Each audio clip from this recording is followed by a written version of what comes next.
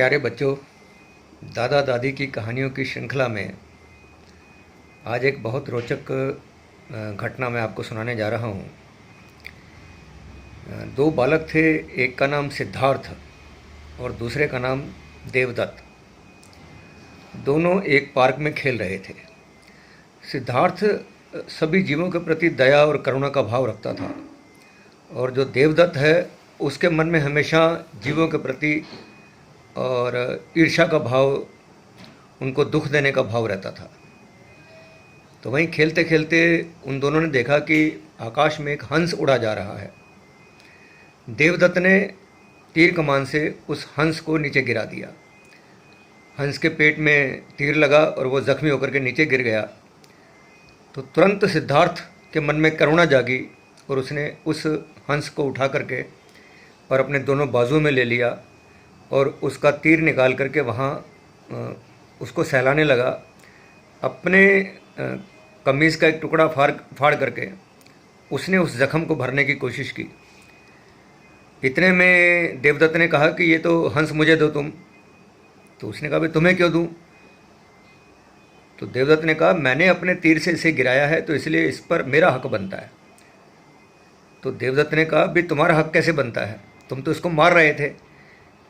ये तो एक तरह से और एक गरीब प्राणी है, इसने किसी को कोई दुख नहीं दिया और आसमान में उड़ा जा रहा था, तो इसका क्या दोष है? तुमने इसको क्यों मार रहे थे? इसको तुमने मारने की कोशिश की और मैं इसको बचाने की कोशिश कर रहा हूँ, इसलिए मारने वाले से बचाने वाले का ज़्यादा हक होता है, इसलिए इस पर मेरा हक बनता है। तो देवदत्त ने कहा कि अगर तुम नहीं दोगे तो मैं तुम्हारी राजा से शिकायत करूँगा। तो लेकिन सिद्धार्थ तब भी घबराया नहीं। उसने कहा, तुमने करनी है तो बेशक कर दो शिकायत, मैं तुम्हें इसको नहीं देने वाला, मैं तो इसको ठीक करके और इसको फिर से उड़ाऊंगा। तो देवदत्त जो है वो राजा के पास शिकायत लेकर जाता है और सभा लगती है। सभा में देवदत्त अपनी शिकायत रखता है और सिद्धार्थ को भी वहाँ बुलाया जाता है। तो देवदत्त फिर से वही अपनी कहानी दोहराता है उनको कि मैंने ही इसको मारा है, मैंने इसको गिराया है, तो इस पर मेरा हक बनता है, ये मुझे मिलना चाहिए। तो सिद्धार्थ से पूछा जाता है तो सिद्धार्थ कहता है कि इसने क्या कसूर किया है, इसको क्यों मारा जा रहा था? सबको जीने का हक है, ऐसे ही इस हंस को भी जीने का हक है, इसके भी बाल बच्चे हैं, तो इसलिए इसको नहीं मारा जाना चाहिए था। इसने मारा है और मैंने इसको बचाया है और अभी भी इसके घाव भरे नहीं हैं, तो मैं इसकी सेवा करूँगा, दवाई लगाऊँगा। जब इसके घाव भर जाएंगे तो मैं इसको फिर से उड़ाऊँगा ताकि अपने बच्चों के पास जा सके, इसलिए इस पर अधिकार मेरा बनता है।